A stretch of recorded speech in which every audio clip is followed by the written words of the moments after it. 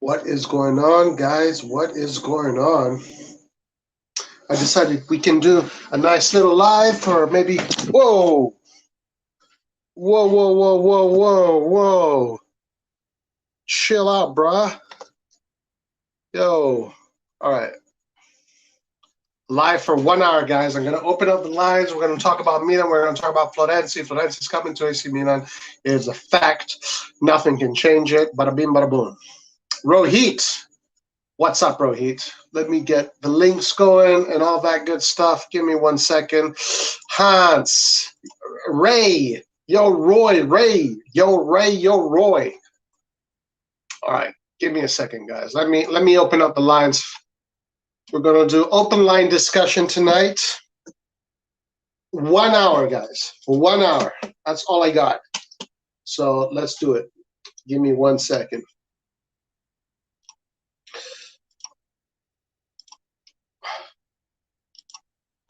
Bada bing, bada boom. Guys, Florenzi. Florenzi is coming to AC Milan, guys. I mean, who needs Conte? No, who needs Messi when we get Florenzi? Who needs Messi when we get Florenzi? Who needs Florenzi when we get Messi? Who needs Messi when we get Florenzi? All right. Okay. Yo, what's up? What's up?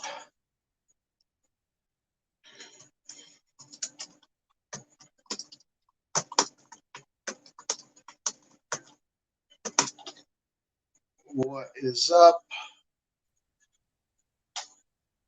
What's up, Rohit? Thanks for having me, Roy. How you doing? I'm fine. Nice, nice. How's life, Rohit? Is the Milan? I haven't been on Twitter. Is Twitter treating you well? Yeah, there's a lot of news flying around, so I thought I'd really? share it with you. Yeah, that's why we're here, baby. That's why we're here. So, I mean, I know Antonio is the transfer guru, but today I'm taking over his position. That's right. Tonight, Rohit is the transfer guru. Okay, so Florenzi's transfer still hasn't been completed as of yesterday. So, I mean, Di Marcio reported that the transfer would be completed by today, and there is still a difference of 500,000 euros in terms of agreeing. So it's gonna be a 1 million paid loan plus a 4 million option to buy. I think. Yeah, go ahead. Sorry. No, finish. Yeah, it's gonna be a 1 million paid loan with a 4 million option to buy, not an obligation. In case we qualify for the Champions League, I think it becomes an obligation. Okay. So that's on Florenzi. Then yesterday, there was another news that we are closing in on Bakayoko. Hold on. Before we go to that, let's stay on Florenzi for a little bit, and then we can go to Bakayoko. What do you think the possibilities are of Florenzi coming to Milan? I think it's really close. Maybe if you're asking me for a percentage, I think it's an 80-20 percentage of it happening right now. Really? Yeah. I mean, because I mean, everybody actually wants this transfer to happen. Roma want to get rid of Florenzi. AC Milan want him, and Florenzi wants to move away from Roma. So I think it's a match made in heaven. Yes, I really think that's the best way to put it. A match made in heaven. Florenzi is the best deal in the whole mercato this summer. I know you do agree with me, right? Yes, I do agree with you. Do you really agree with me? I think I mean it's actually up there for me to see because like it's gonna be a test for Calabria. also with the I mean since I haven't spoken about other deals, I think with the way that the other deals have come through, I have a slight doubt if we are actually going to change to a 4-3-3 with Adley, and maybe we us not getting an attacking midfielder. I have a doubt whether we are planning to change to a 4-3-3 this season. So What you say? What do you mean? You don't think we're going to do it, or you think we are going to change to a 4-3-3? yeah, I think for that, I think I'll need to move to the next few transfer news. Hmm. So the next transfer news is about Bakayoko. Di Marcio said that Bakayoko is close to, even Romano has backed up Di Wow, Marcio. guys, are you kidding me? Bakayoko, Florenzi, come on, guys, home run. And Di Marcio said that if Bakayoko does come, it would not exclude Adley. Hello. Yeah, yeah, I'm hearing this. Yeah. Okay. So it would not exclude Adley. So like. That's what Di Marcio said. And yesterday, Pepe Di Stefano, who is another Sky reporter, has quite sensationally said that we are after a big player from a very famous club who can play as an attacking midfielder and a right winger. Isco? Well, it could be. I think it could be a marketing gimmick to kind of draw in the supporters to watch their show or to follow them. It's Kind of like quite that possible. Ronaldo thing that happened last night. Did you see that? Yeah, What yeah. was that all about? What was all about? We'll So get to that. We'll get to that. yeah, we'll get to that. And this was the transfer news. And yesterday, the agent of Vlasic openly said that he has offered his player to all of the top Italian clubs, but Okay. he cannot speak about the move to. He cannot speak where Vlasic would like up and ending. But another thing that I saw yesterday on Twitter was Daniel Longo quite contradictorily saying that we would actually sign 4 players, and we would actually Yeah. sign an attacking midfielder and a right winger. So Nice. so there are lots of contradictions going on in between the journalists themselves. Because, and I think that's actually a good sign if you're a supporter of this management, because I don't want our transfer targets to be leaked like how it was in the days of Galliani and in the days of the Chinese. We Mm, need to keep, especially in these times, we need to keep our transfer targets secret. All in the end, all it matters for us is who we sign at the end of the day before August 31st. right. Yeah. So let me get this straight, guys. This is great news, guys. Everybody, if is a Milan fan, you should be happy from what you heard right now. So Florenzi is most likely coming, right? Like we have to assume that Florenzi is a done deal at this point, unless Florenzi is something. close to being done. Florenzi for me is close to being done, unless some great breakdown happens. I think Florenzi is close to being done. And Pelagatti said that it would be done. Medicals would happen by uh, today or tomorrow, by Wednesday or yes, Thursday. In India it's Wednesday now, so it's medicals would happen by Wednesday or Thursday. yes, okay, good. So with Florenzi, all right. Yes, Then with you Florenzi. said both Di Marzio and Romano are saying we'll get to this in a second, Lion Bell. Both Di Marzio and Romano are saying that Bakayoko is close to Milan. Yeah, Bakayoko is. I'll read that news out if you want. I can go Yeah, to go the ahead. Twitter and yeah, Fabrizio. And right now, guys, with Kessie being out, Bakayoko, guys, how much is Bakayoko going to be important in that January, especially Yeah. in January? So AC Milan are in talks with Chelsea for Bakayoko's comeback. Negotiation ongoing as he's on the market. AC Milan are also closing on Alessandro Florenzi deal with AS Roma. Final details to complete the agreement for the new right back. Mm.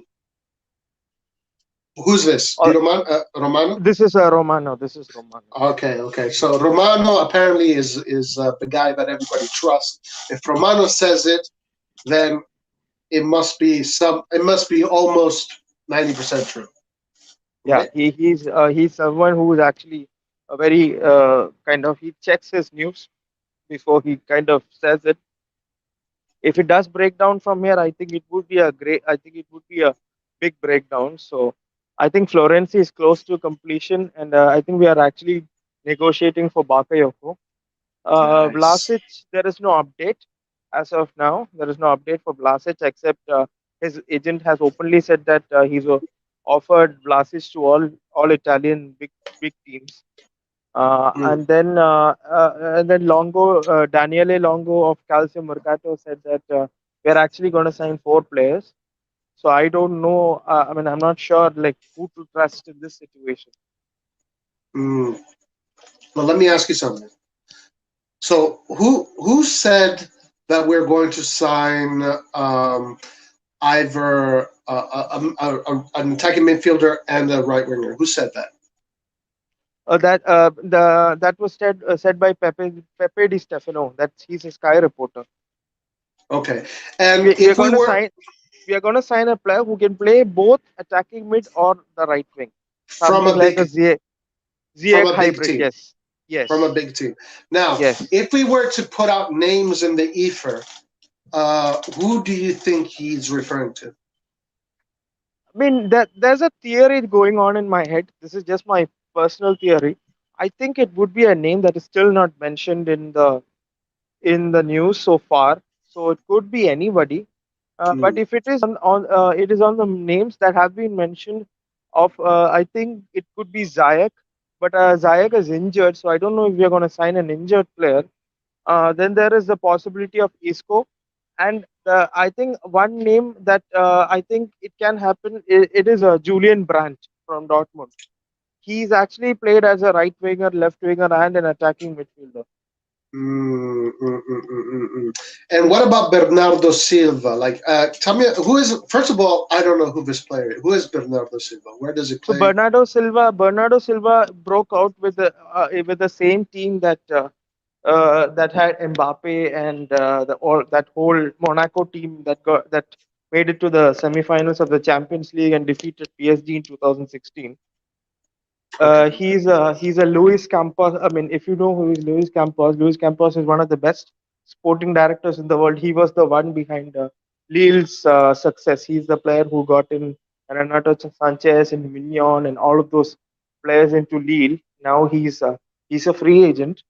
So Okay. he's also the previous boss of Moncada as well. Moncada was the one who found Mbappe for Monaco, and now he's the one who is chief scout for us in Milan. Moncada, And do you think this is a good player? A lot because I'm seeing this name quite a lot here. but Bernardo Silva was basically brought in by Pep Guardiola to be the kind of like the successor of David Silva in Manchester City. Wow. Okay. Okay. All right.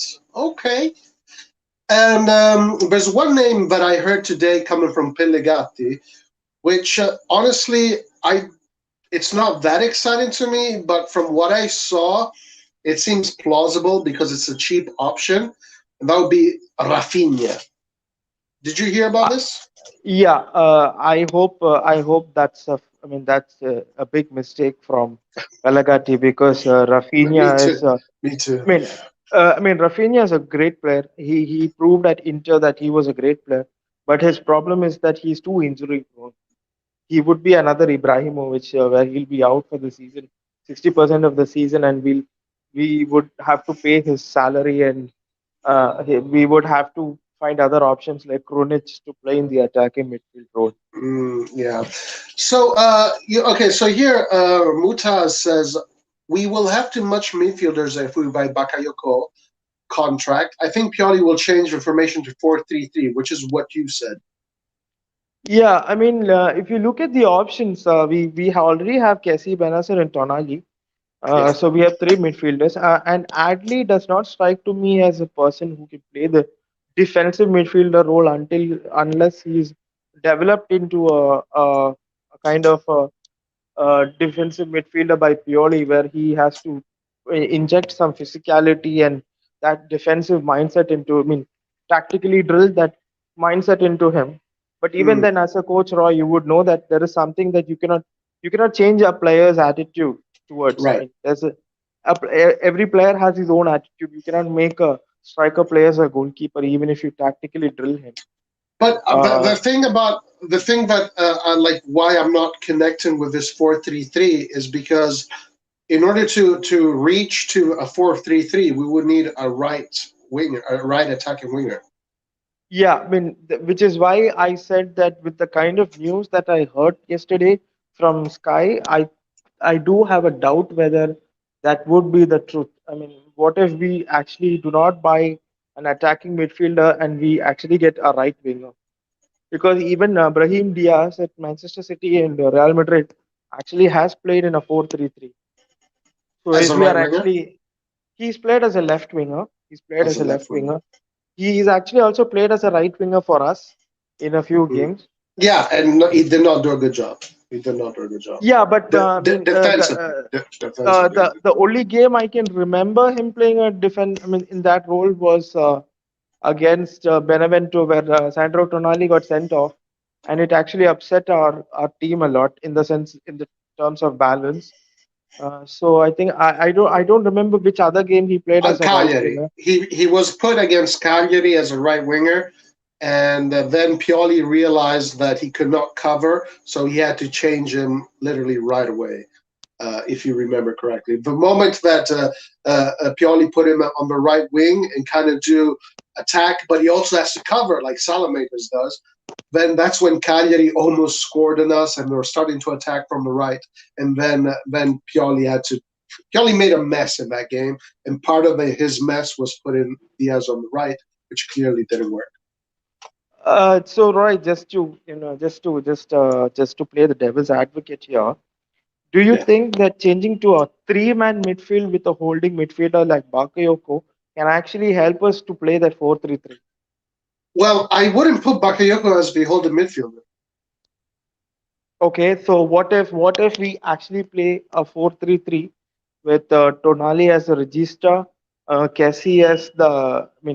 the right Mizala, and maybe Adley or someone as the left Mizala, and we actually have an attacking winger. So what do you think about that tactical Well, balance? in that case, there's balance, so that can work. But I mean, can't Bakayoko play as a Mezzala? He doesn't necessarily have to play as a holding midfielder. He can also play as a Mezzala. He has those attributes, right? I You can't. remember Yeah, once Bakayoko was put as a in a game against Olympiacos that we won 3-1 in 2018-19 season in the Europa League. Bakayoko was played as a Mizala, giving rest to Kessie. He was actually yeah, terrible. He was I actually understand. terrible. Mm. He was Okay, actually so terrible. um, well, I wouldn't put like if we put Bakayoko as a holding midfielder, that means that we have to keep Benacer out. Benacer is much more creative. He's much more intuitive on the ball. Like I wouldn't keep Benacer out. I mean, honestly, the way I would organize it is Kessie on one side, Benacer in the middle, the organizer, and Bakayoko on the other side. I mean, that's like how much balance do you need in that? Like our midfield is going to be impossible to that can give actually more space for like an attacking winger if you have two guys that are very defensive, very that are hard work rates. But I wouldn't sacrifice Benacer for Bakayoko. Bakayoko does not do what Benacer does. I think you make a really fair point there. Also, I think Casey works well on the left side because he actually covers for Theo Hernandez, who actually makes a lot of runs forward. So Yeah, Casey yeah. can actually cover his wings. And So maybe yeah, that is actually one thing.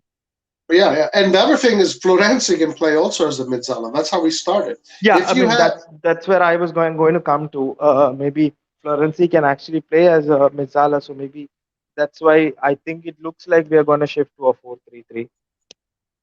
Yeah, if you have, let's say, that's a thing. If you get Bakayoko and Florenzi, man, our tactical, we can make so many different tactical changes because you can have Kessi, Bakayoko, and Florenzi. That's a really solid midfield. You can have Kessi, Benacer, Florenzi, Kessi, Tonali, Bakayoko, Kessi, Tonali, Florenzi, Bakayoko, Benacer, Florenzi. It's a lot, and you can even put Salamakers in there too if you really need. This is great, guys. This is really great. Also, I mean, also there's also not the prospect. There's also the reality that Benasser and Kessie would leave in January. So I think we need a Bakayoko kind of player as well. Yeah, absolutely. And yes, guys, even this one here. What do you think of the 3-5-2? Sometimes Tomori, Kara, Romagnoli. Yeah, we can do that too. We have that option as well to play three in the back, three really good defenders in the back. Kessi Benacer Tonali or Kessi Benacer. Yeah, Kessi Benacer Tonali, Florenzi or Calabria, or Leao. Sorry, Theo Hernandez. I mean, I wouldn't take Theo Hernandez out of any formation we have. But yeah, if this is going to give us a lot of technical and tactical changes. These players that, especially Florenzi. Yes, we still have. I'm not a great for supporter of the three at the back unless you have really dynamic players. I'm not a great supporter of three at the back, and I think it was Romagnoli who actually struggled in the three at the back when we actually shifted to three at the back when we had Bonucci and Musacchio long back under Montella. But it's still an option they can use. It's still there. It's having all these different options is really great. Is really great. Right now, I'm very happy in the direction we're going. Especially this Florenzi move. Like this, the thing about Florenzi is this: that he is not this player that is going to make your imagination go wild because he's not a player that he's not a highlight player, but his tactical versatility is so important and it's so great to have him. And you guys will see Florenzi is going to become a fan favorite if he's able to play. If he doesn't get injured, anything can happen. What do you think of giving Tonali a chance in the cam role? I honestly think that he could play there. I think he could. From the I preseason that we saw, he likes to go all the way back, though. So maybe it's not in his nature to do that. What do you think? I kind of feel that Tonali is more comfortable coming out from the back towards the Mm. front because Yeah. he's someone who likes to operate in space.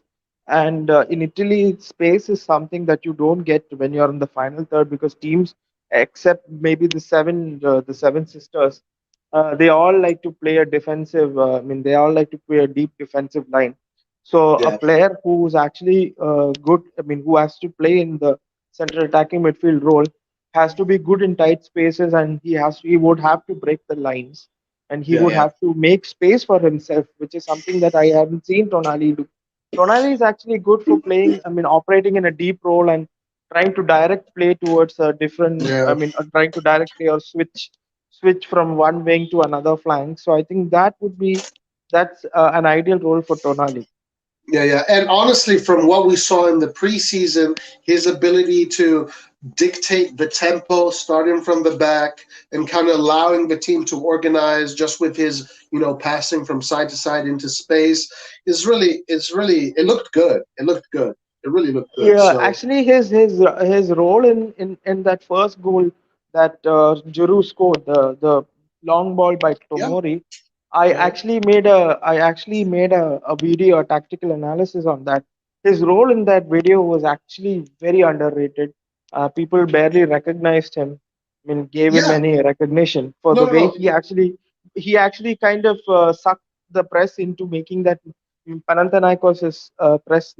He sucked them into making a mistake, and Tomori got way too much space to actually go deep into their half and actually make that pass for Giroud. So that's the kind of thing that Tonali is good at.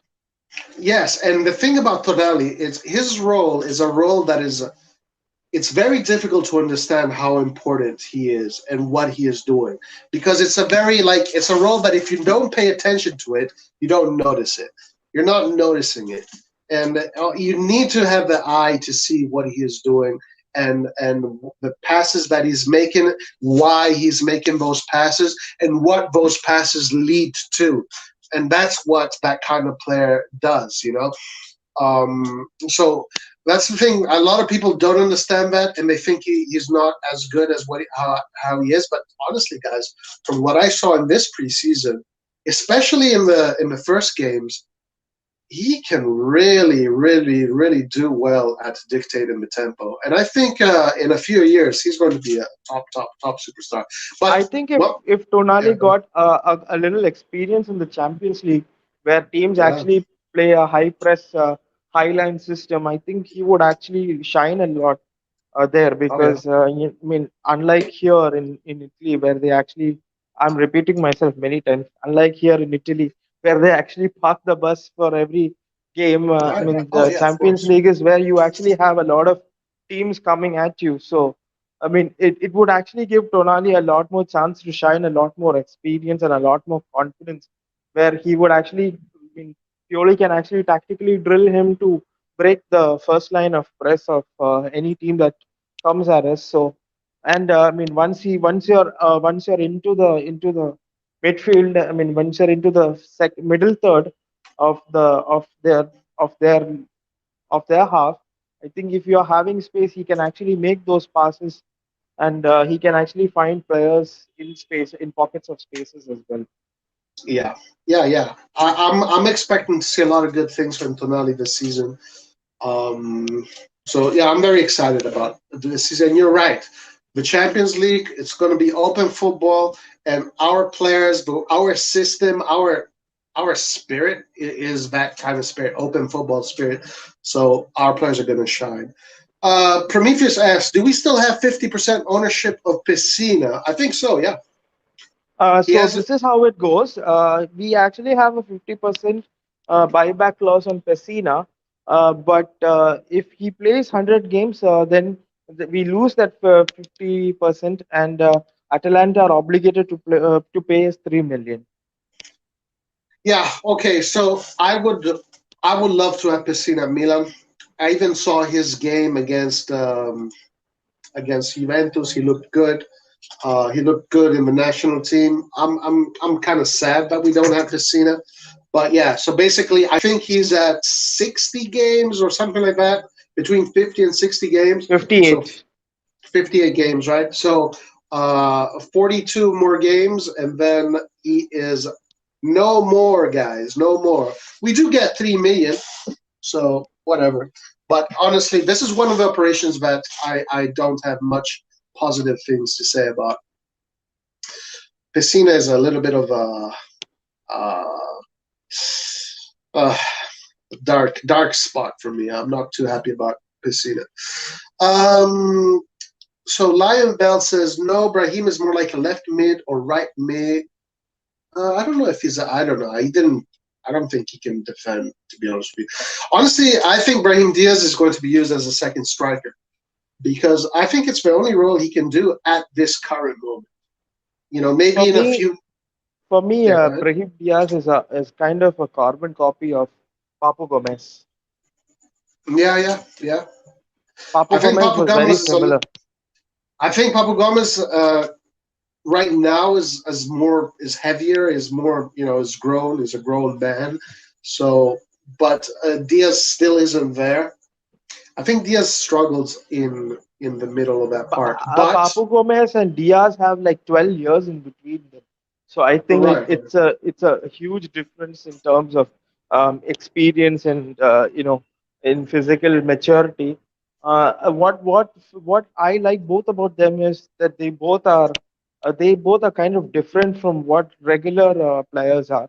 They actually do not have a set role in their team. Their main role is just to find those spaces, and they actually get into I mean, players in the opposition, the defense.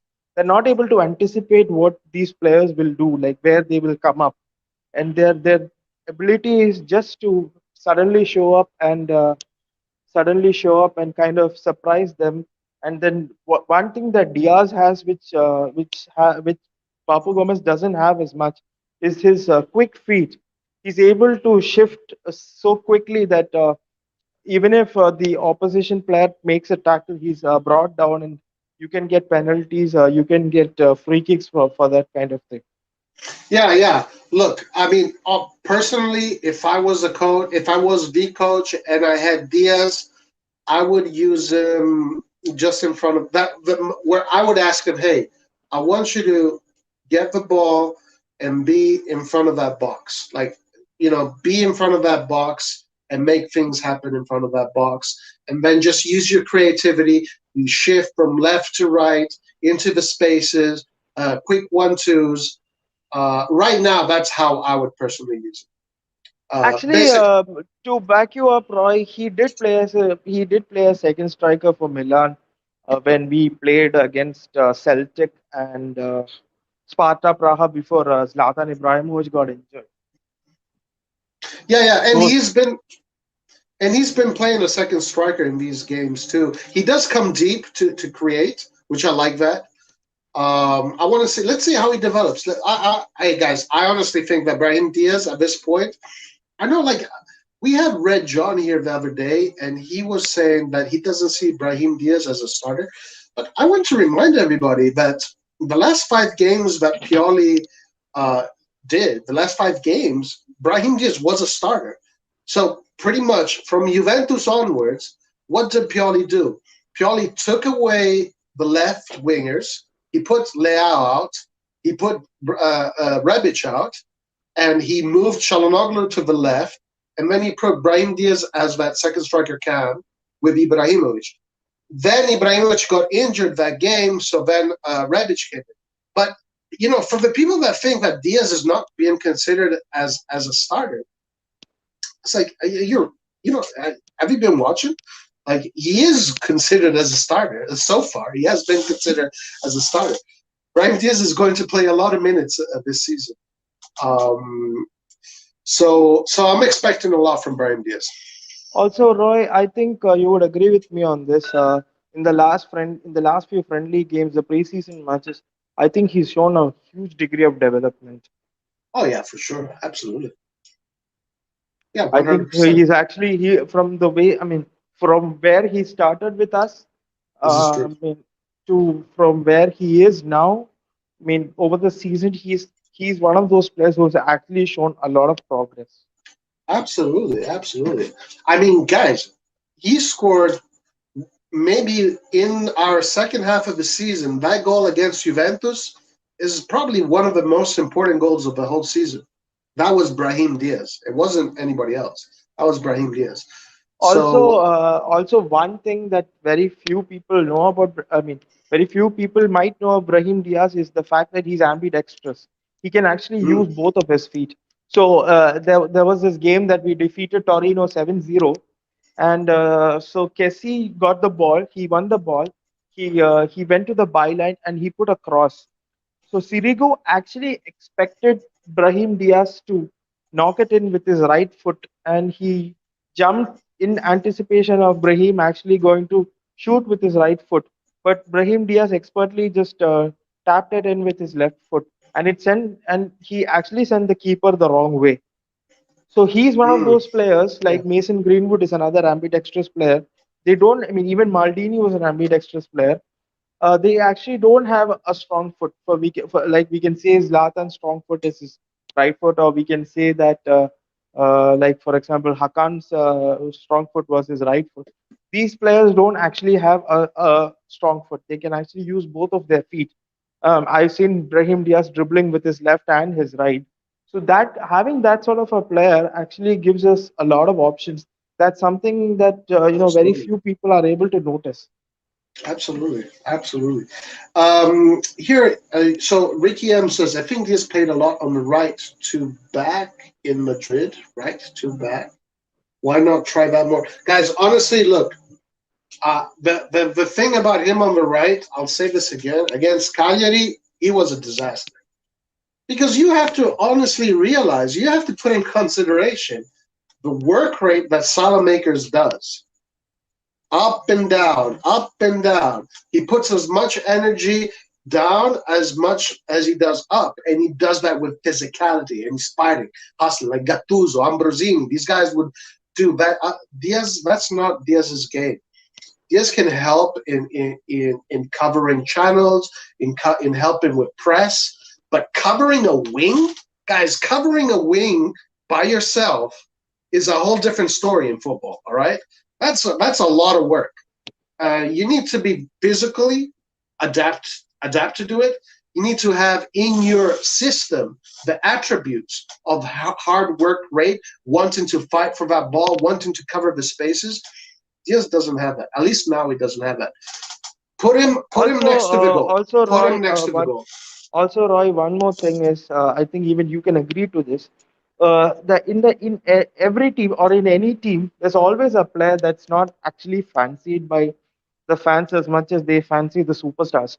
So if I take the 2007 team for example, we had Ambrosini. So Ambrosini was not as revered as much as maybe Gattuso or Pirlo or Maldini or Nesta or Kaka was, but he actually was ready to put in the dirty work. He was actually, like you said, ready to work for the ball, fight for the ball. He was actually that player who actually the coach liked because he was a team player. He played for the team. He actually maintained that balance. So I think that way, I think Salamakers was also that kind of a player who actually plays for that kind of team. I agree that his offensive output isn't much, and we actually do need him or a better player. But I think he actually lends balance to the side, just like how Ampersoni did to the 2007 CL team. No, Yeah, I'm not comparing Salamakers and Ambrosini. you can. Don't make that assumption. I'm just saying, talking about a player who's actually ready to take a hit for the team, who's ready to, I mean, suffer all of that and just lend balance to the team. But with Yes. actually Salamakers actually playing on that right side, he's giving a lot of free space. He's actually creating space for Calabria to overlap from the right and make those crosses. So against Panathinaikos, there was this particular moment which I captured. There was a particular moment where Calabria actually pushed up as a second striker, and suddenly Panathinaikos broke our play and they started countering, and Salamakos was playing as that right back, and he actually got back and he defended and won the ball back. So that's a kind of freedom that allows Pioli to help, I mean, to let Calabria express himself and go forward, while Salamanca's actually covers that. Yeah, yeah. And you know what, guys? I mean, I don't know. Like the thing is, like if you the reason why we can put a Leao on the left and a Rebic on the left is because we have Salamakers on the right. So this is a thing about tactics about football that like unless you have experience in the game, you probably don't understand it. But the field is huge. A football field is huge. Not like Seedorf. Seedorf was a player that had a lot of quality up top, but he also had the work rate. He had the intelligence. He could cover. You could use him as a midzala, as a winger, as an attacking midfielder. You could even use him as a second striker. They But a they don't Seedorf, make they don't make players like Seedorf they anymore in don't make football. players like Seedorf. And if they do, they cost 150 million. You know? I still haven't seen a player like Seedorf yet in football.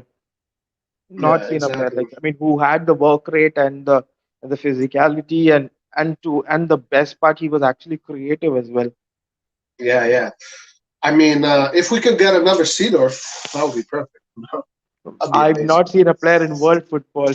Maybe Kevin De Bruyne comes close, Yeah, but yeah. not seen a player like Seedorf. Yeah, exactly. Kevin De Bruyne is the closest that I can think of, like that kind of He player. was at number 8, number 10 hybrid. Also, Yeah. one factor which I actually read about in terms of coaching psychology.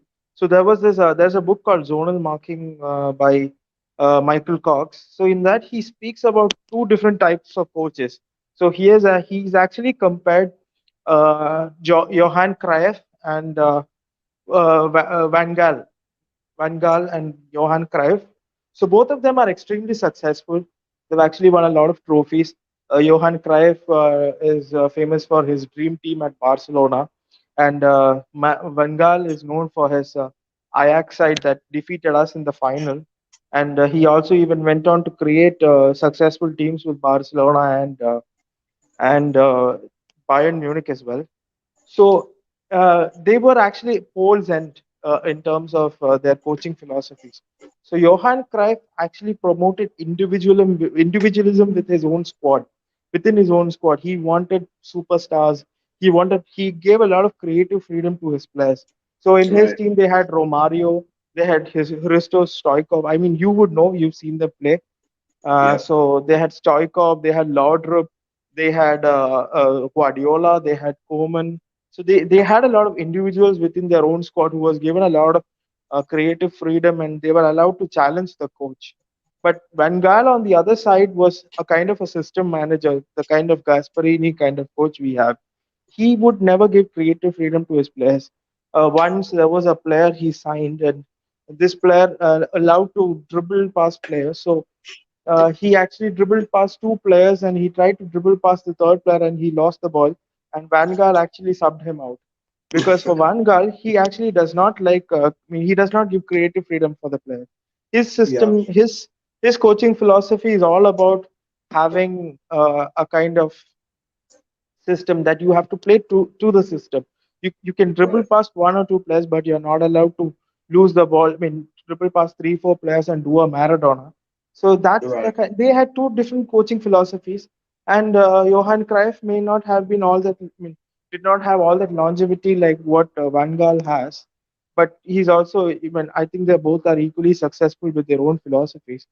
So I Yeah. think Yeah. each coach has their own coaching philosophy psychologically. And I Exactly. mean, if you're considering that way, I think Pioli actually has a mix of both. I think he allows individualism with Zlatan Ibrahimovic, but then he Yeah. also wants a team player like Salamakers and maybe even like Right. Calabria. They're all team players. They're not individually the best players, but they're all team players. Yeah. Yeah. Yeah. And honestly, that's what Ancelotti had too. That's what Ancelotti did too. Ancelotti had players that were team players, and he balanced them with other players that were more creative players. Pioli is similar to Ancelotti in certain ways in how he balances his team. If you look at Leonardo, for example, Leonardo had no balance in his team. Leonardo put a very lopsided team offensively, which kind of worked for a little bit, but it didn't take him to the finish line. So so I don't know. I mean, I like what Pioli is doing. I think he's doing the right thing. Um, so yeah, I mean, I definitely agree with I what mean, Pioli is doing. even if you take Klopp, even if you take Klopp in this era, you can see that even in their front three, they don't have they have Mohamed Salah, Firmino, and Sadio Mane. I mean, Firmino isn't as famous as Salah or Mane, but he does a lot of the dirty work. He actually creates a lot of space for Salah and Mane to go forward and score goals. But Firmino actually contributes to the press to the system. So even then, you have that kind of system where Klopp promotes individualism as well as playing for the team. So I think Yeah, that's what I mean. It's there. It's there. But Pep, in on the other hand, for me, looks like more like a coach like Van Gaal, where he actually wants players to play to the system. That I mean, I've heard Thierry Henry say that. So like Thierry Henry once said that when he played for Barcelona and he went against Pep, when he went against Pep's philosophy, he even scored a goal, but he was subbed off at halftime. It's I there on got YouTube. It's there I on got YouTube. I got to be honest. I am more similar to that in when I coach and in my experiences coaching. Basically, what I do is like I want all my players to touch a ball maximum 2 times and I only have certain players that are allowed to be creative. But the rest, but nine out of 11 have to play to the system, and only one or two uh, can be creative. So I'm more like that. The way Thierry Henry spoke about Pep's system, I mean, he had the he has three P's: possession, position, and I don't remember the third P: possession and position.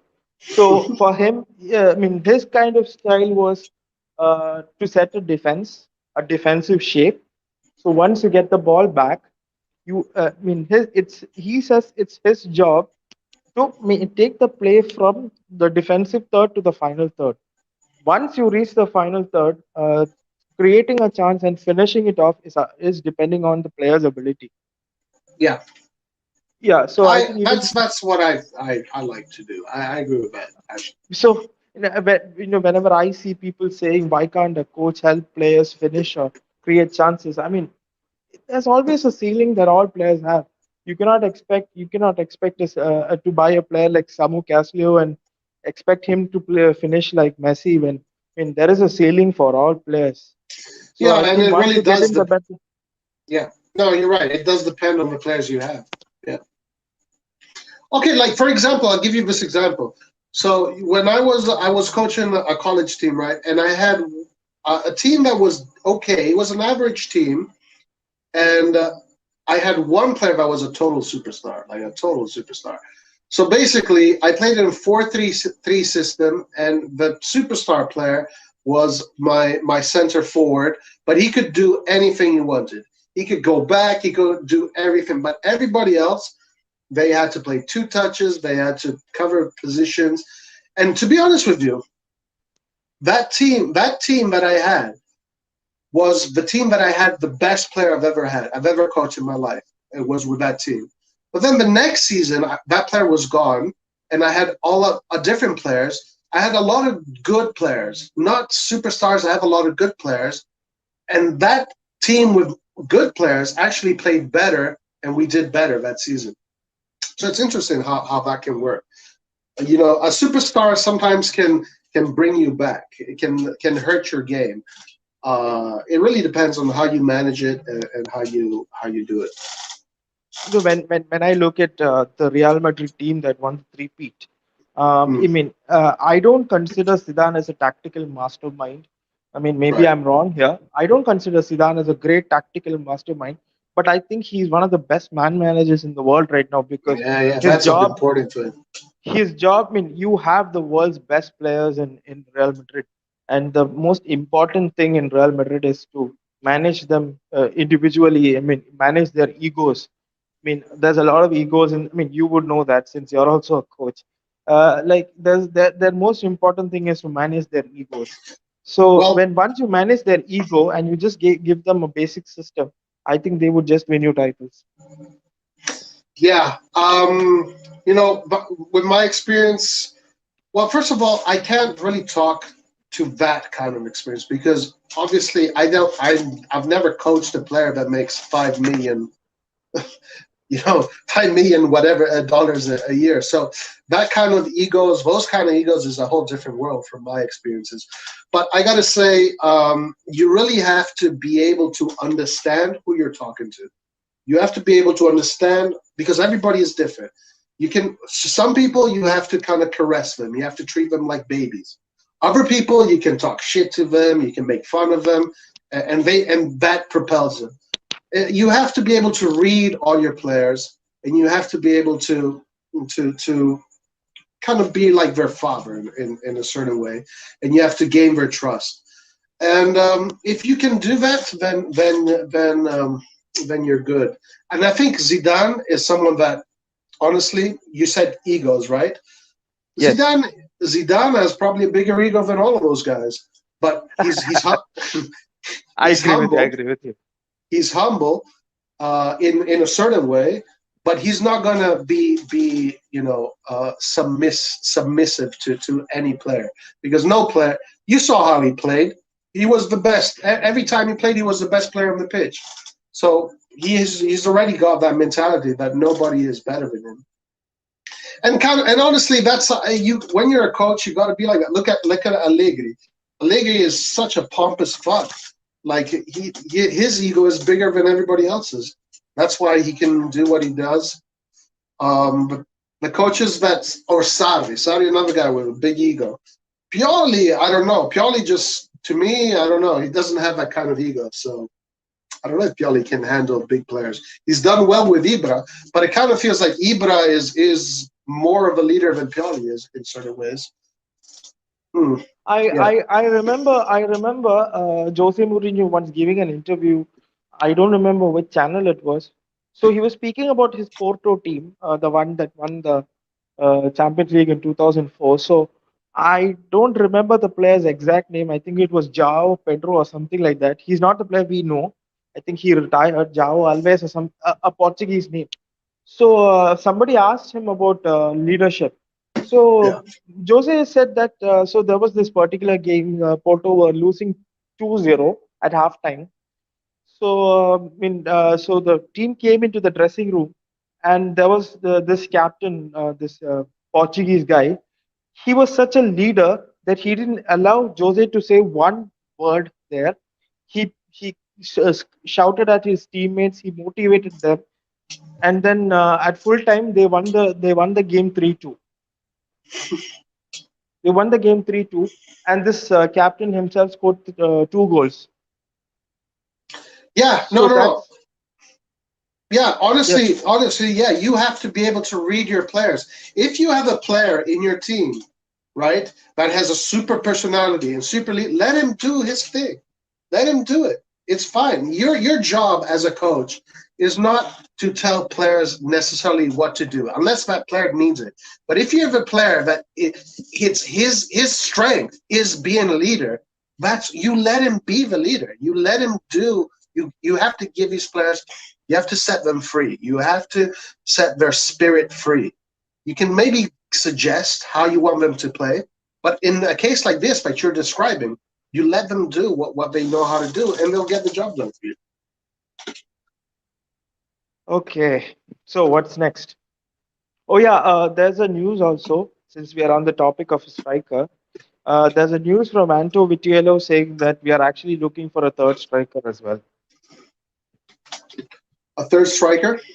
Yeah, to be behind somebody who can grow behind Giroud and Ibrahimovic. Yeah, I mean, guys, I think if we're going to play with this 4-4-2 kind of system that we have been seeing, we're going to need another striker for sure. Um, so yeah, so okay, well, we'll see who it is. We'll see who it is. I wanted to go to Pete's comments here. I think there are pretty good comments. I wanted to kind of comment on them. Uh, which one it was? Actually, it was this one first. How are we, guys? What's up? Good to be back listening. For those who think Florenzi is a dumb signing, are stupid. Damn. Think about last season when Calabria got injured. Our right back was garbage. To me, the smartest signing. Florenzi, to me, is an upgrade to Calabria. Trust me, guys. He is the best Italian right back in the world at the moment. This is going to be tough for Pioli to pick between him and Calabria. Honestly, Pete, I agree with you, but I think they're both going to play. They're both going to play. I think the one that should be worried is Salamakers. It's not Calabria. And Uh, maybe they're bringing him for Calabria, but I think that's what's going to happen. He's going to force himself in the team. to back up you guys, I think that one thing we actually need to always think is how does a player, I mean, whoever he is, when we sign him, how does this player contribute towards the team? I mean, we could sign Messi tomorrow and he may not fit our system. So I think, I mean, okay, let me take the best example. Juventus signing Cristiano Ronaldo. When you're individually taking him, Cristiano Ronaldo is the best player in the world. I mean, to some people, he's the greatest of all time. I mean, it's a matter of opinion.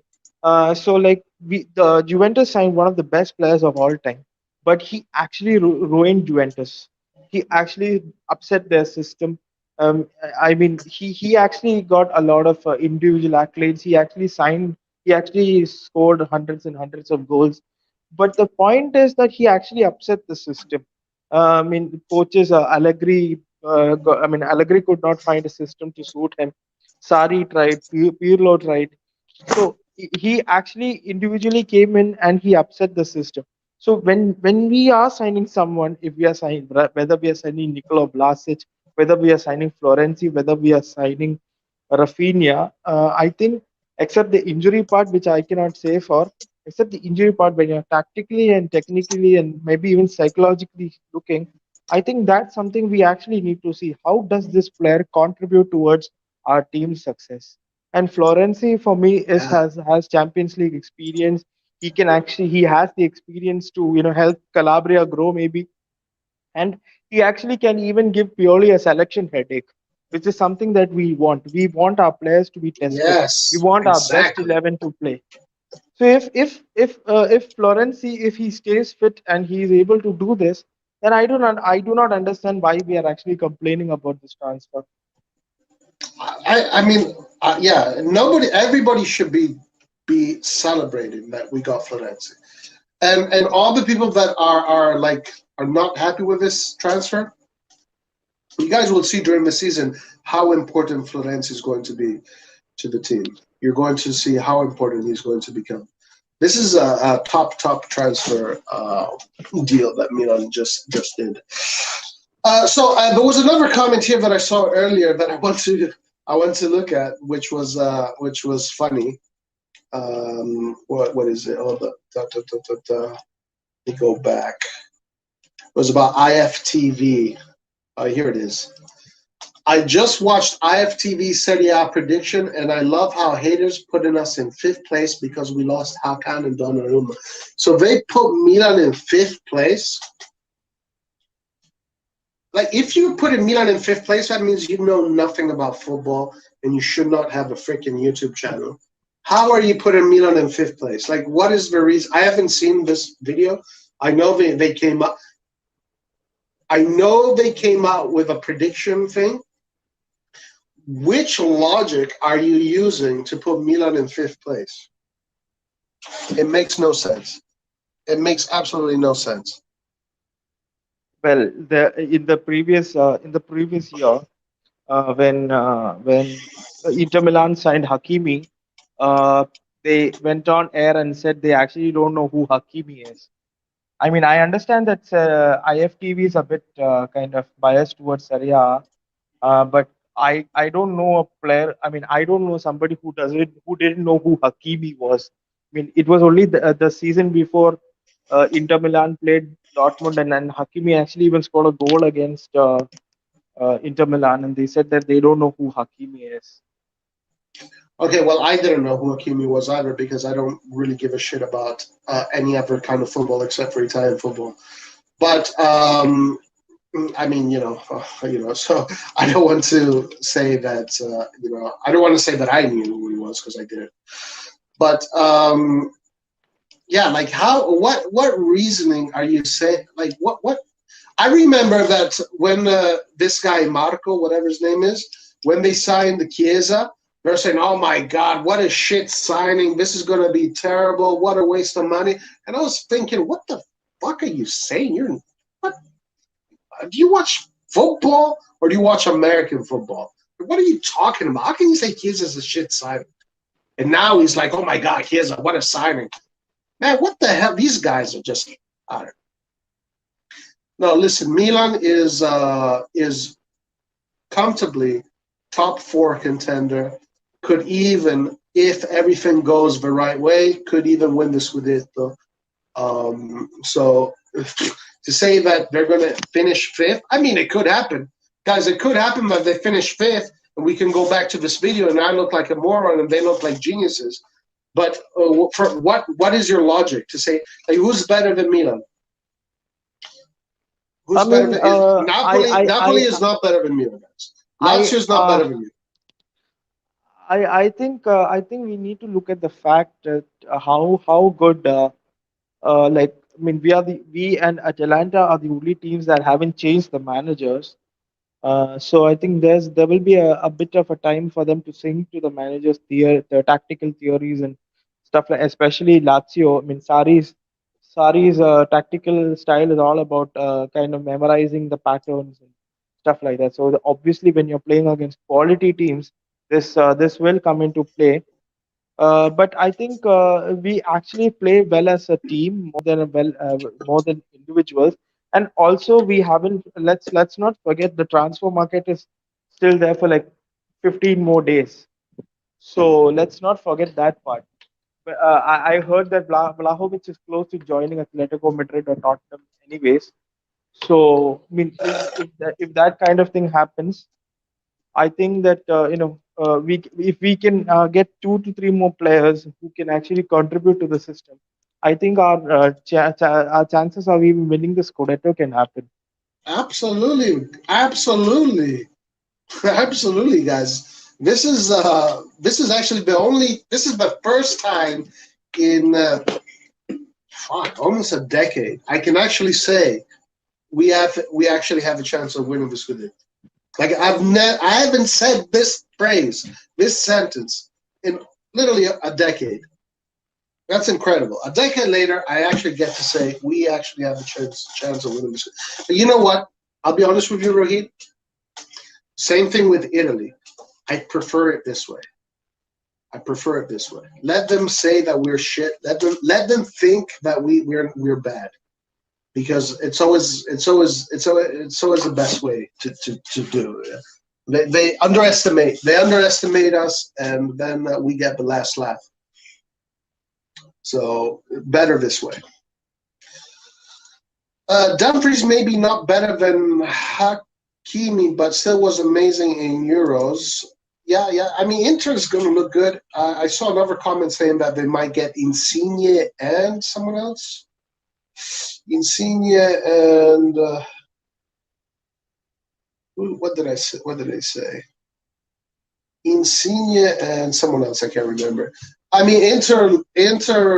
If they get Insigne and whoever this other player was, then it's going to be problems. Inter can actually become a problem again. The only logic they gave is like we overachieved last season and we lost 2 of our best players for free. We overachieved last season. Well, okay. So last season, I predicted that we're going to come third. All right. Before the season started, I said that we were going to finish the season third. So I was off by 1. We finished second.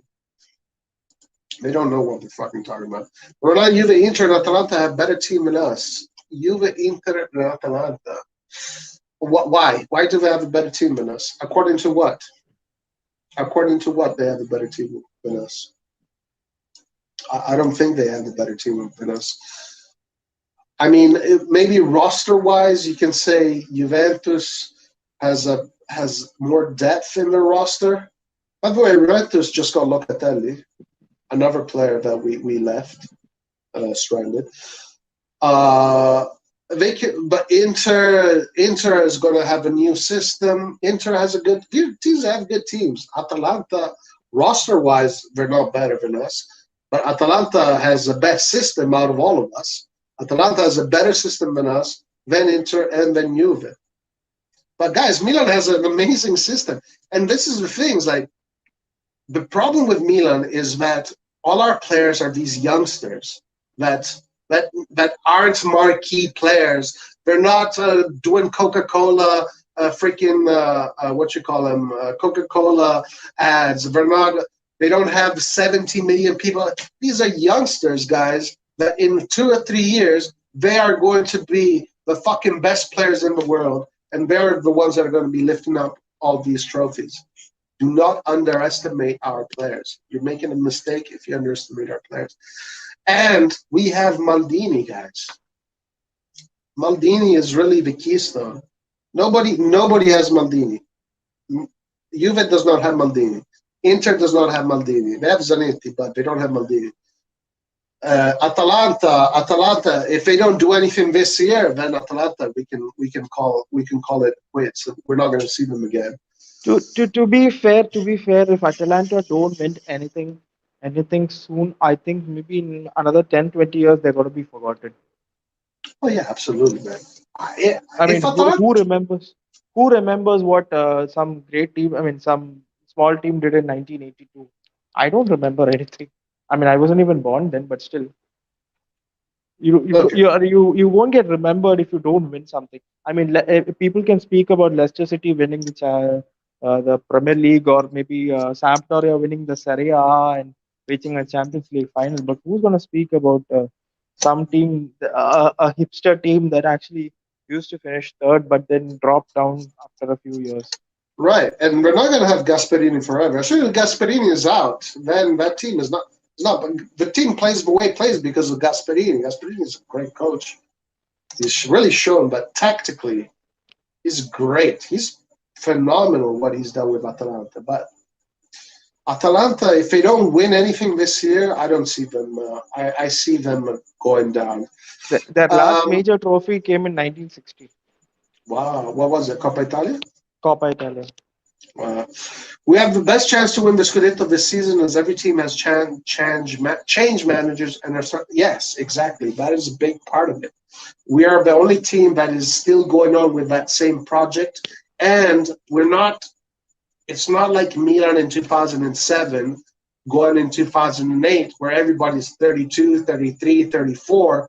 This is Milan in 2021 where everybody's 23 and 24. So everybody's getting better. Nobody's getting worse. Everybody's getting better. I think one Uh, more thing, Roy, that we have to consider is one. I think the players are now used to the system. yeah, Players are now right. used to the system physically. I think last year we had to endure like 60 injuries because the players had not been physically tested as much as they are right now. So now, if our medical team can actually prevent these injuries, unlike last season, I think we actually have a good chance of maybe reaching the Scudetto. And I think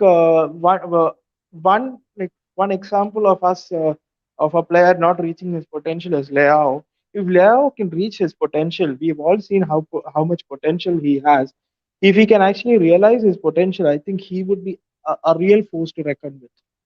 Oh yeah, absolutely, man. Leao is 22, guys. He's 22. He's 22. His ceiling is huge. We forget this. We forget this. Yeah, Tanya, there is a lake, or you can just come in through the front door, my man. Is Milan getting a percentage from Locatelli's sale? I don't think so. No, that's I asked that question. I haven't got an answer yet. I was also asking the same question in Twitter yesterday. Do we have a stake? um, Fiorentina is also a good contender for this. Fiorentina, good contender for the Scudetto? I don't. I doubt that. I really don't. I doubt that. Look, Fiorentina, guys, has is going to be the same shit as always. They're going to play. They're going to look good, but then they're going to lose points against a lot of teams. Fiorentina is a mess of a club. They don't have what it takes. Okay. Now maybe they can do a miracle this season, but guys, don't hold your breath on Fiorentina. All right, Fiorentina is a club that does not have what it takes. For Leao to reach his potential, what's up, Skillard? How you doing, my man? For Leao to reach his potential, he needs to play almost every game. I think he will play a lot of games. Yes, Antonio, the links are available or just coming through StreamYard. All these people that say that Juve, Inter, and Atalanta have better teams than us really don't know football. Our team is quality. We just need two positions, and we're a world-class team. Well, look, I mean, we don't underestimate us. Let them underestimate us. Let them underestimate us. We don't need to underestimate ourselves. It's better for them to underestimate us. Uh, we don't need to underestimate ourselves. We're good. We're good. Guys, I mean, we finished second, We finished second. We finished over all of these teams last season. It's not like these teams have revolutionized their squads. Actually, a lot of these teams are pressing the reset button. Okay, let me read a few more of these comments. All I want is Milan to face Real Madrid in the Champions League group stage. Did Real Madrid? What pot is Real Madrid in? Do you know? 2. What pot is Real Madrid in? If you guys can let me know. Thoughts on politics, Roy? What politics? What politics are you talking about, bruh? I don't look at players' names because Juve has world-class players and they just made Champions League. Vlahovic to Atletico. Okay, so if we face Real Madrid, bring it on, man. Bring it on. Like, we want to Roy, face Real Madrid. I think you have to float the link again for Antonio. I think he missed it. No, Antonio, it's pinned. It's pinned in the chat.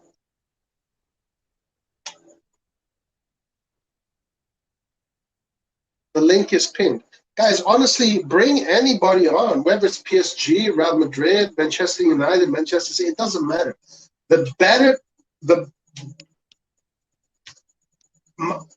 When you play against really good teams, that's when you learn. That's when you learn. That's when you learn what you got to fix, what you got to get better. And then if you beat them, then that gives you a lot of confidence. So bring them on. Roy, wouldn't you ever make it as far as possible? Bro, it doesn't matter who we play, dude. It doesn't matter. Guys, let's look at Italy in 1982. Italy 1982. You know who we had to beat to win that World Cup? Where everybody was saying that we were shit, that we would never win. We had to beat Maradona's Argentina, which we did. We had to beat the best Brazil team of all time, 3-2. Then we had to beat the dark horses. Wasn't it 4-3? It was 4-3. 3-2. Then we had to beat the dark horses of the tournament, which is Poland, and then we had to beat Germany. So who cares who we play? That doesn't matter. They should be very. This is how you make your name, guys. You make your name. You know what Ronaldinho said? And I've said this before. Ronaldinho said, if you want to be great, you have to do great things against great teams. And that's how you become great. So it doesn't matter. Bring him on. Bring them all on. Yeah. Okay, let me read a few more comments here.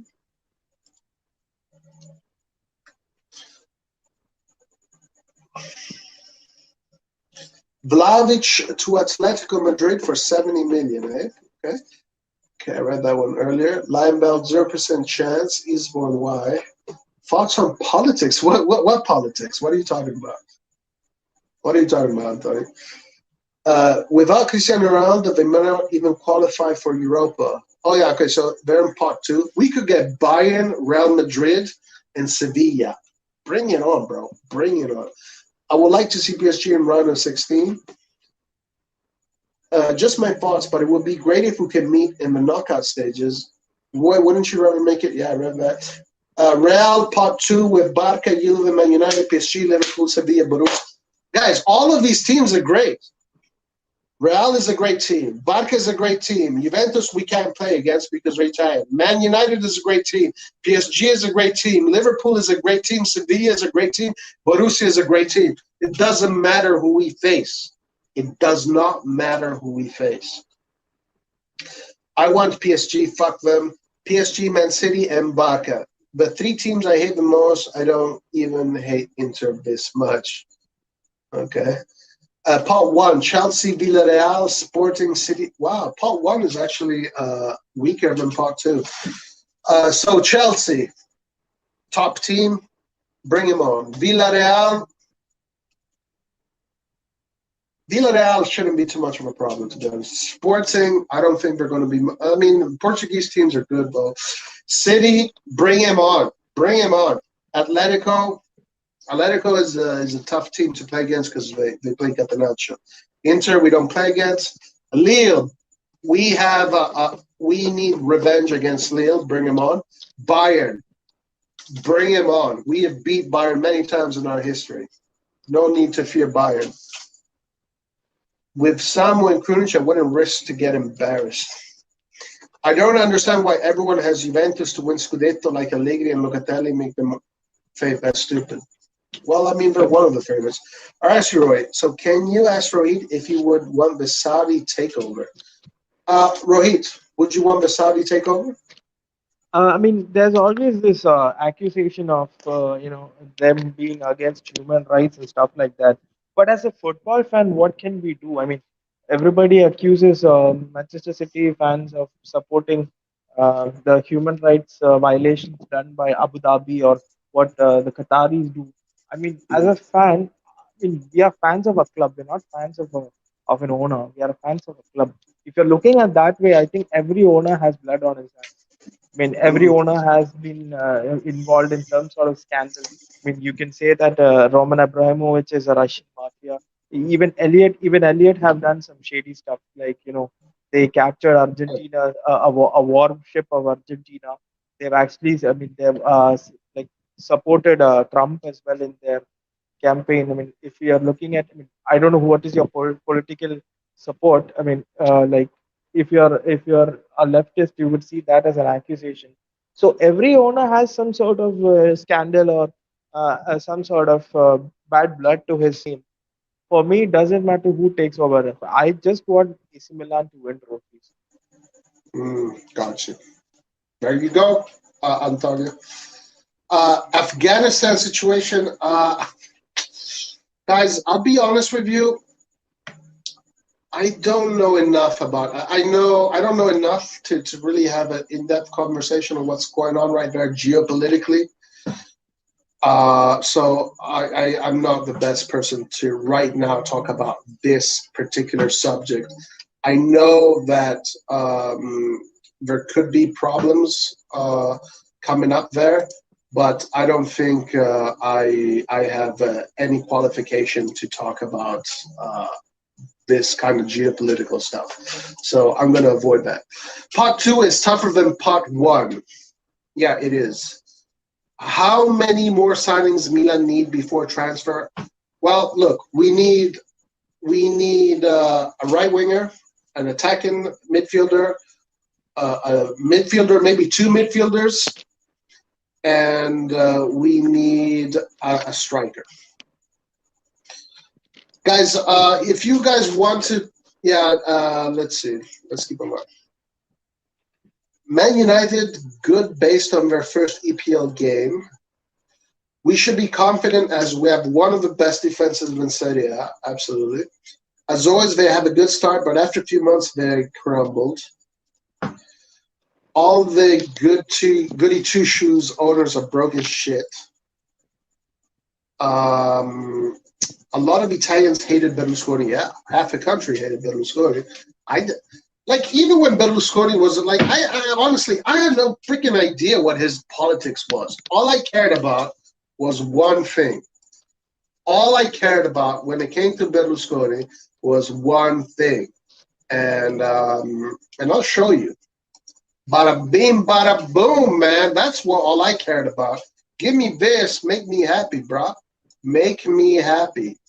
You know, that's all I cared about when it came to Berlusconi. I honestly don't even know what his politics was. So don't even ask me because I have no clue. I have no clue what he did politically. Okay, so let's put this down.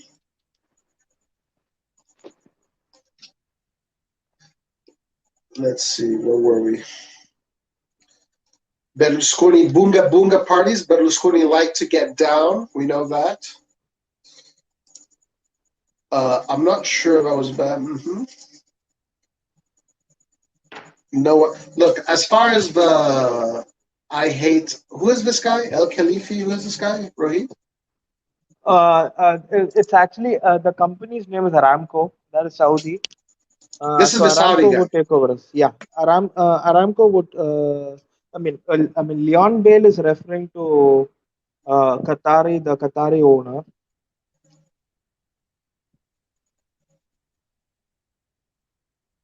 Oh wait. Okay.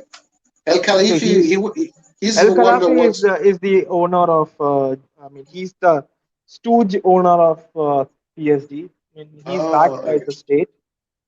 Okay. Yeah, I don't know anything about this guy, guys.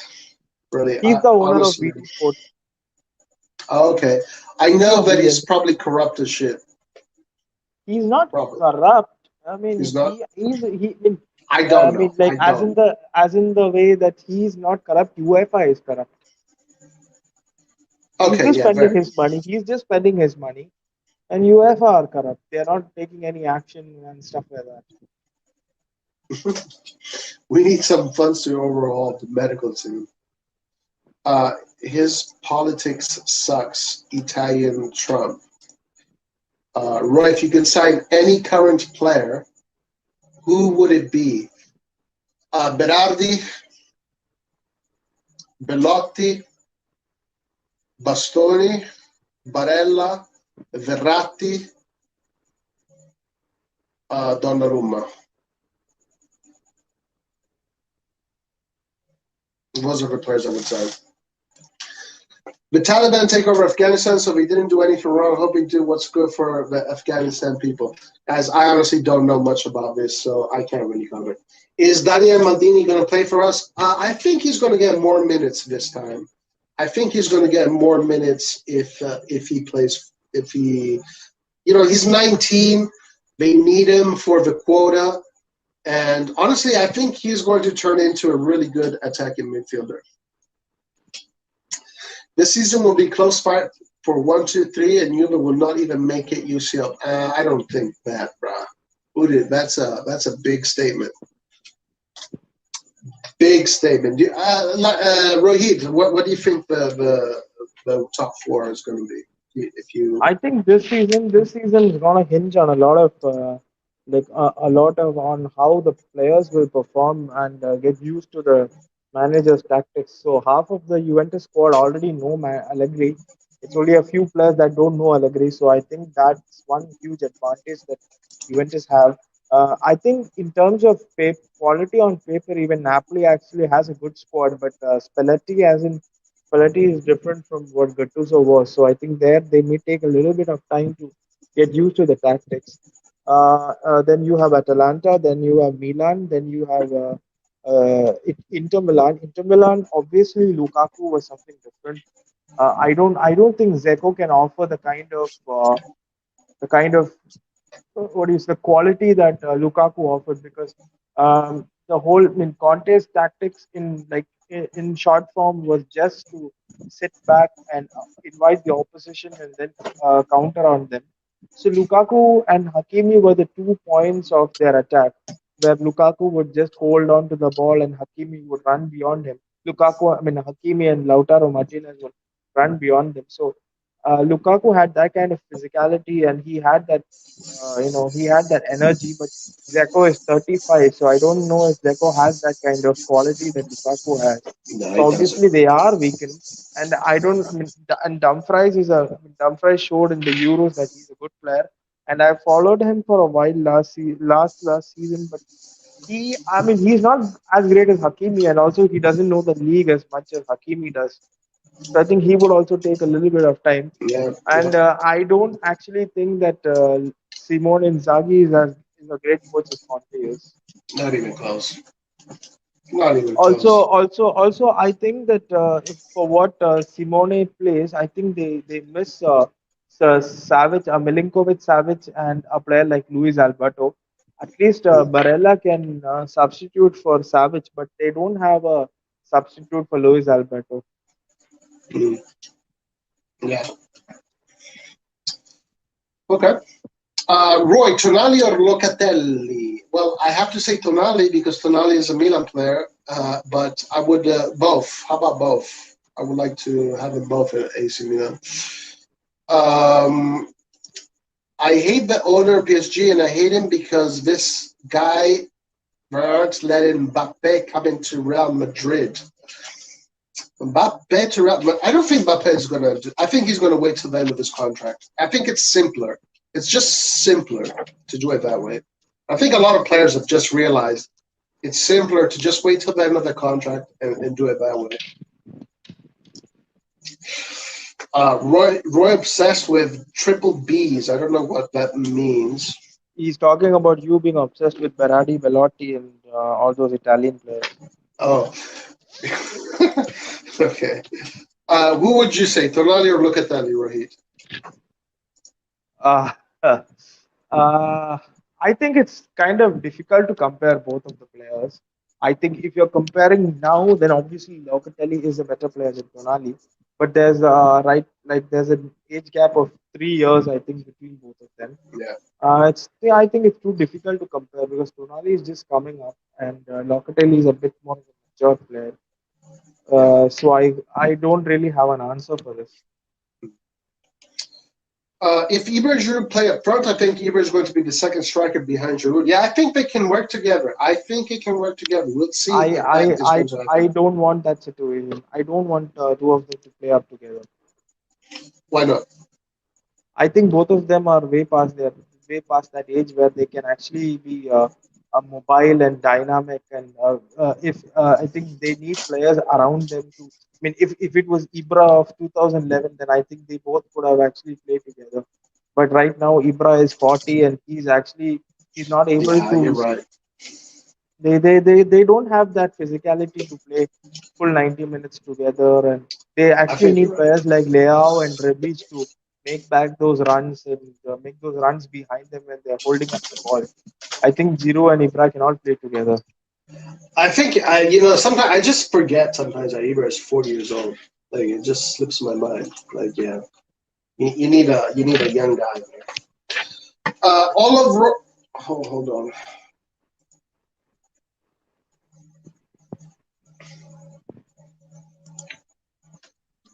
Second, I lost the messages here.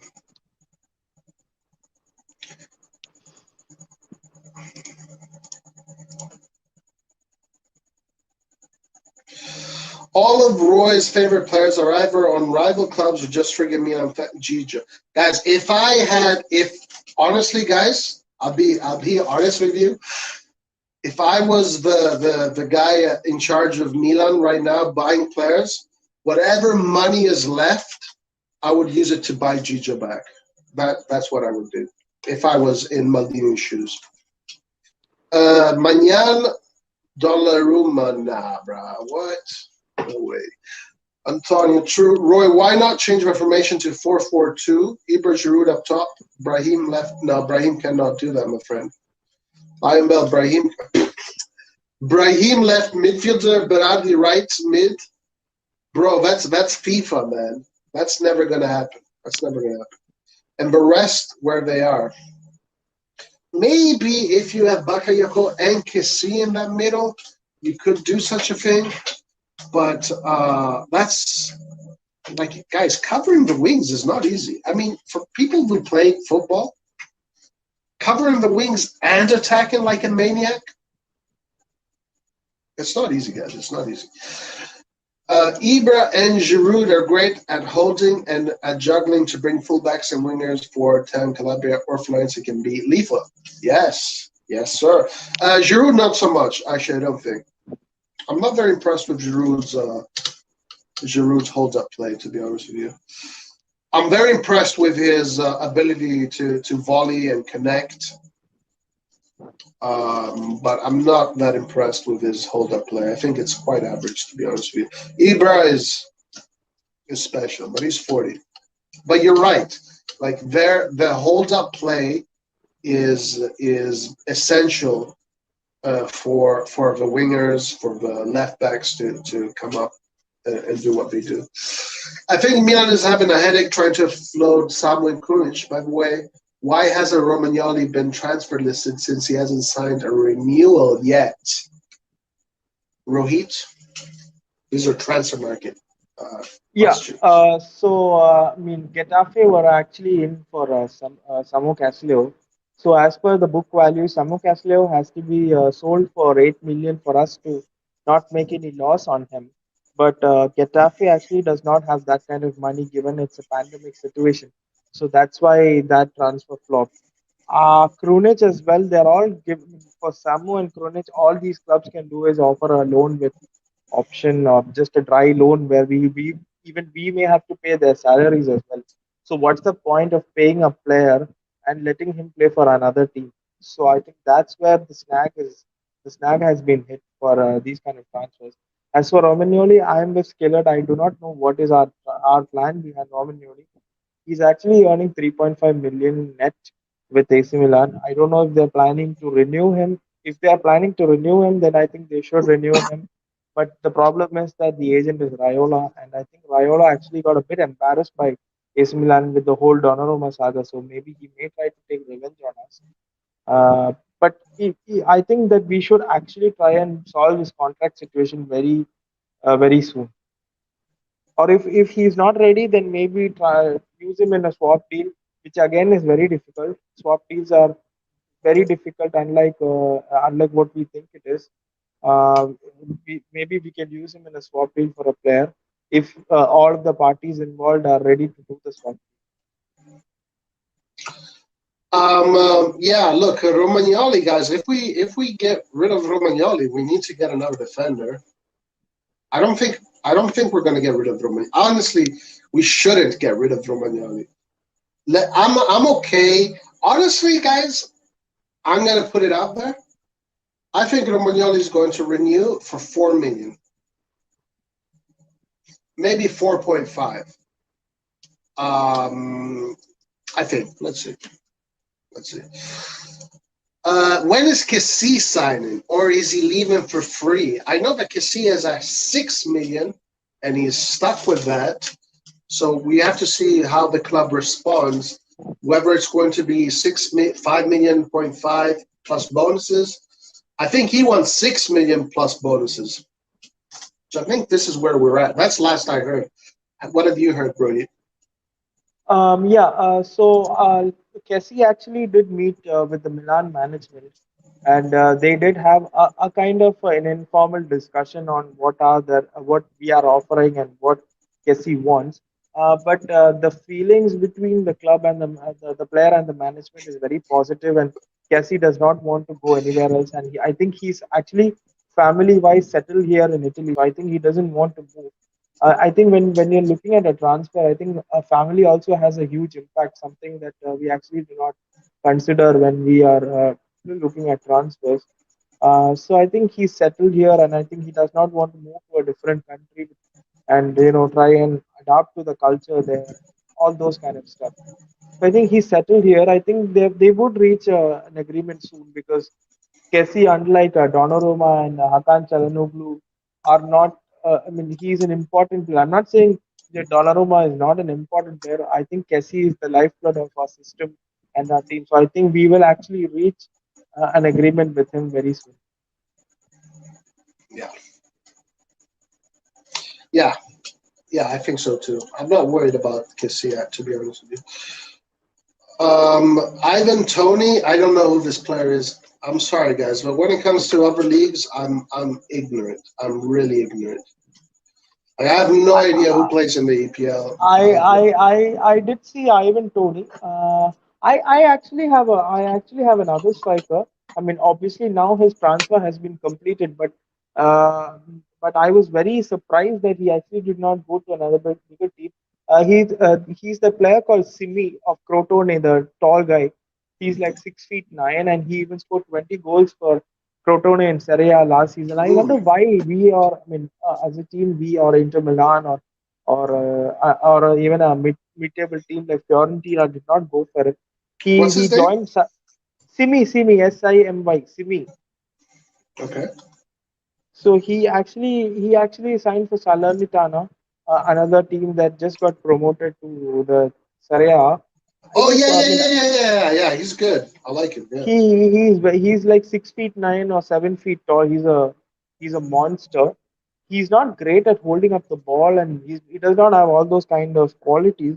But I don't know why we did not, why us or any other team did not actually make a sign for him. Hmm. Maybe he needs a better agent.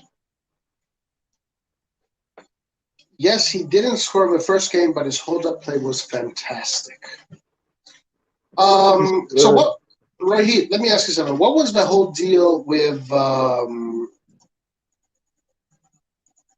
Simi has been Nigerian, but I told you about. Yesterday, Roy, I already called this transfer.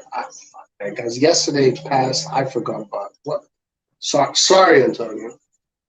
Peter Crouch. Roy, thoughts on Pogba free transfer to Real Madrid or Juve next summer? I heard that he's running down his contract to leave for free next summer. I think Pogba is more likely go to Real Madrid than Juventus. I don't think he's going to go back to Juventus. Or he could go to PSG. I mean, he is French, after all. So he could go to PSG. But the voice, I mean, I know he has a really good relationship with Juventus, and the Juventus fans still love him like he was their own player. But I think he's going to go to Real Madrid. I think we might see a Real Madrid with Mbappe. Honestly, if COVID didn't happen, I think Mbappe would have already been at Real Madrid. What do you think, Brahim? Real Madrid has had a few financial issues in some time, and so they're actually trying to I think they renovated their stadium, so that's where their financial issues came from. I think this Mm, season they actually reported a profit. I'm not exactly sure. They reported a profit this season, so I think maybe next season onwards, I think they're gonna have a huge splash.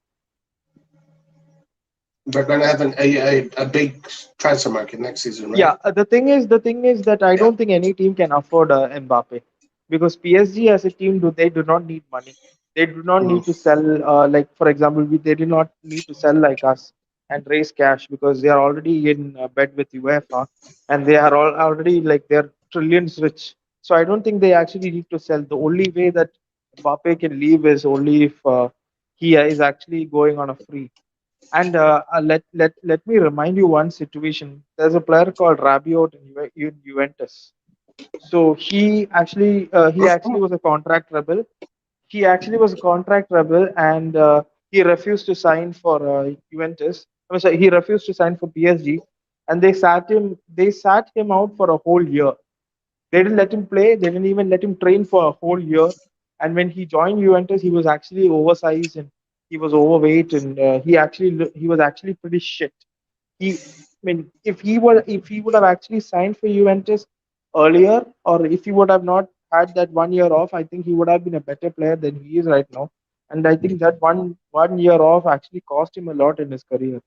So I think if I was Mbappe, I would tread that path very closely. mm. Right, right. I did see today in Gazzetta dello Sport that PSG is ready to give Mbappe 38 million a year, some crazy number like that. So let's see what happens. Uh, Need an exposed partner like that? Okay. How do you like Tammy Abraham? 40 million sterling. Well, let's see if he performs in Italy, guys. I mean, he was like a bench player for Chelsea. So, I mean, Roma, he should be starting in Roma since Zeko is gone. So, let's see how he does. How do I feel about it? Meh. That's how I feel about it. Pogba will go to PSG. Rohit, watch a little bit of Ivan Toney when you get the time. I'm sure you will appreciate him. Okay, I will watch. I will watch. He's still marrying his contract at Man United to win something this season. He has a good understanding with Bruno. They were running right against Leeds. He said it in the past that his dream is to play for Real Madrid. He could have signed Mbappe already if we was no shit COVID. Rabiot's mom, dude. Imagine Rabiot's mom. What a fucking disaster. I think Roma can be the dark horse Actually, of the actually, season. Roy, Rabiot's mom is his agent. That's why I think that Oh, comment she's the came. agent. She's the Yeah, that agent. she's his agent. Don't have your mom as the agent, guys. Bad idea. Mothers are way too emotional to their children. So they're always going to be overprotective. They can lead you to doing the wrong thing. So I wonder what this means for his national because she made a mess with the national team.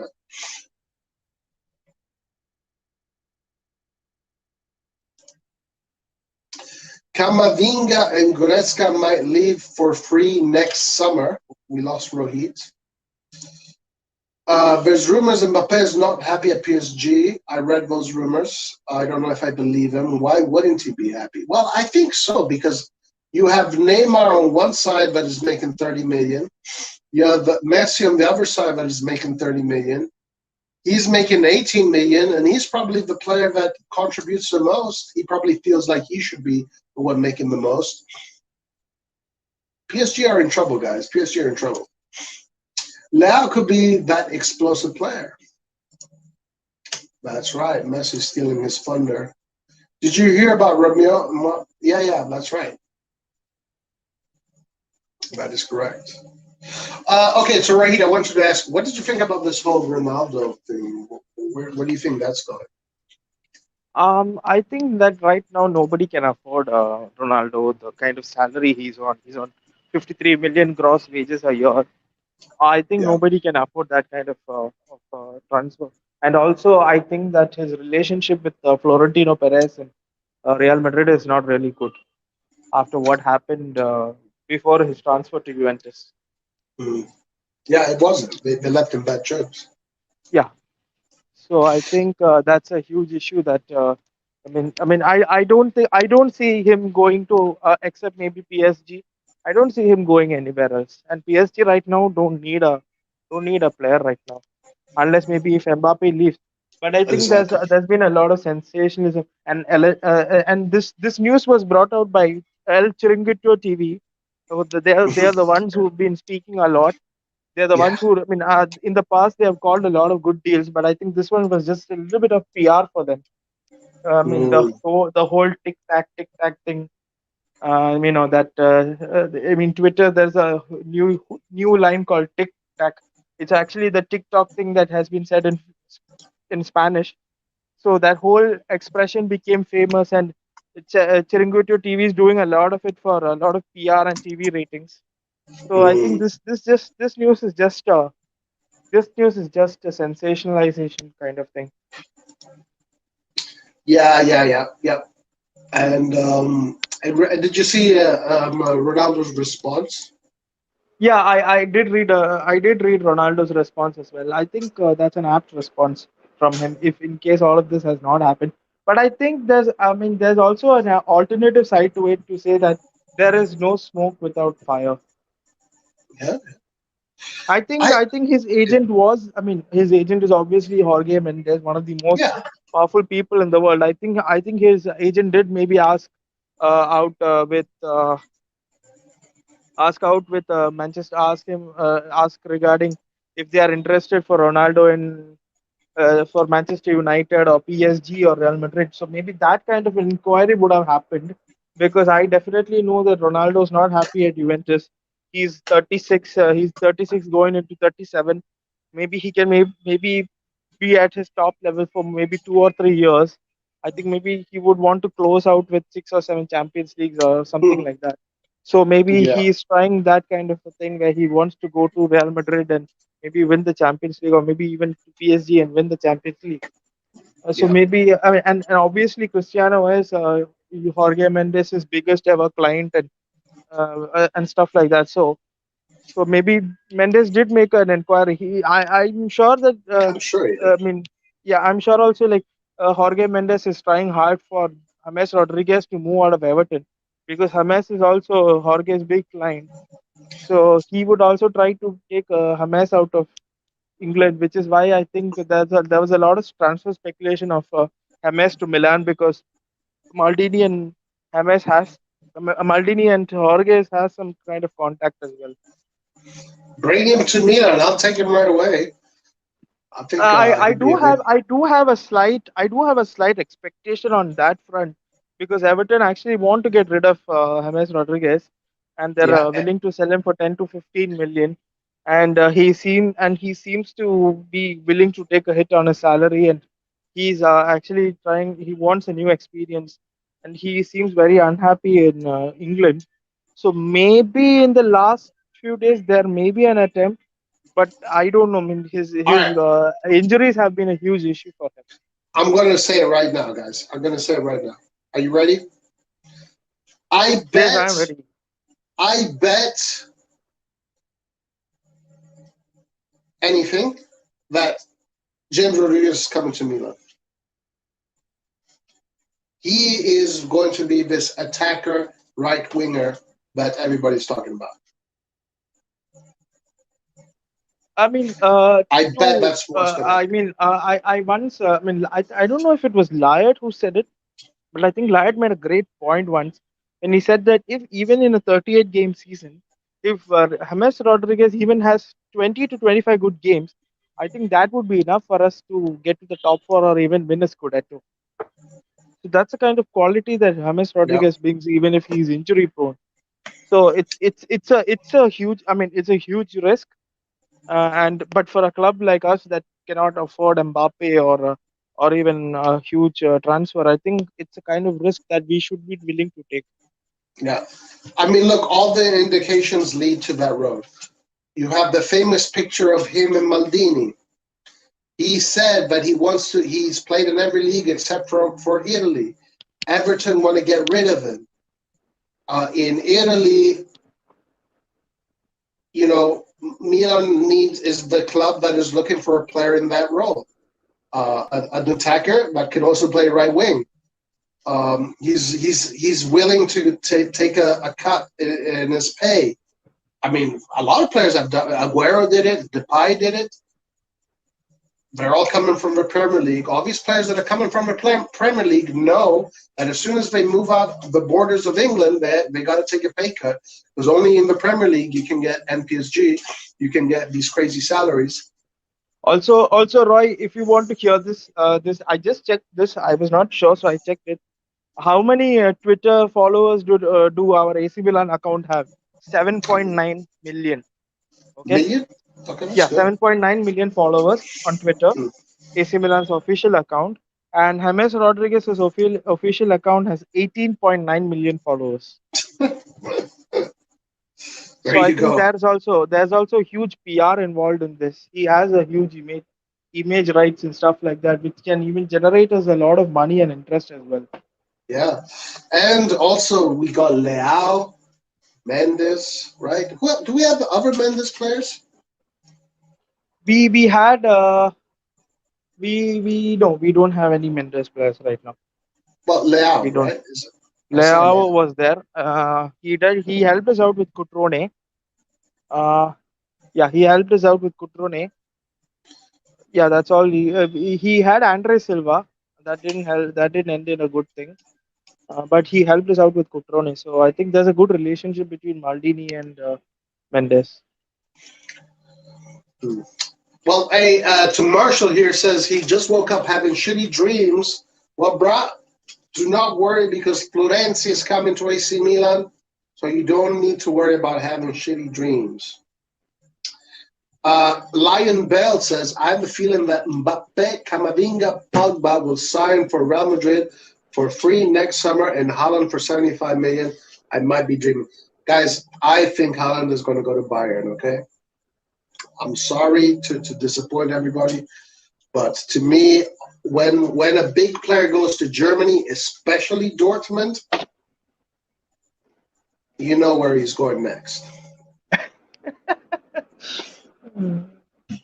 You I, know. I, I always laugh at this thing. Everybody thinks that this German league is extremely competitive. I mean, it's become so uncompetitive these days that just Bayern just swallow any team or any player, that too for free as well. Yeah, they just won the cup, right? Didn't they just win? Yeah, it's like the Super Copa, like how we have in Italy. Oh yeah, Uh, right. The Super Cup, yeah. the Super Cup. So they won that. I mean, just think, imagine. Just imagine that Inter Milan won the Scudetto and AC Milan became second, Yeah. and next season they took out Donnarumma and Kessie for cheap to that team. That's the kind Yeah, of thing that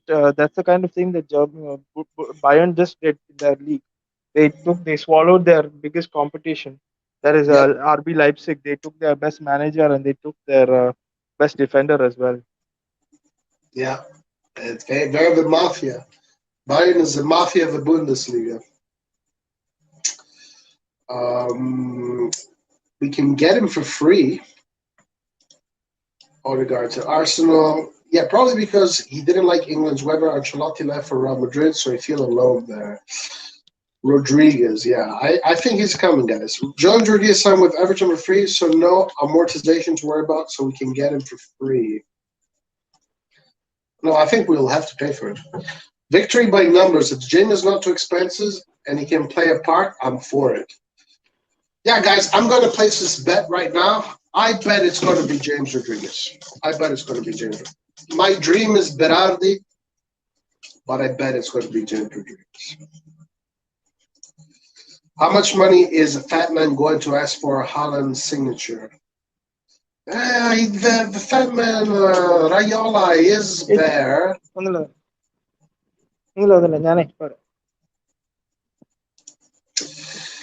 That's not a bunga bunga party when the mums show up. All right, Rohit, we're going to close the stream. So, what do you want to say? Any last words? Before the next stream, I hope that we've completed the signing of Florenzi and Adli, preferably, and maybe that secret name comes out very soon to the media. But I don't think that signing is gonna happen before the second game or before the international break happens. The second signing? I mean, the second match. The second match. I think the second league match. After the second league match, there is a international break. So I think that's when we would maybe sign that Mr. X player. Hmm. What's up with this link of De Jong? Who? Right, De Jong. De Jong? I didn't see any link for De Jong. There's a link that is putting De Jong to Milan. I didn't see Oh any. no! Sorry. Hold on. Barcelona convinced 65 million man will leave. He is waiting for Milan or Juventus. Sorry, not De Jong. Pjanic. My bad. 65 million. What? Do you know Oliver Fisher? Yeah, Oli Fisher. Yes, I do know Oli.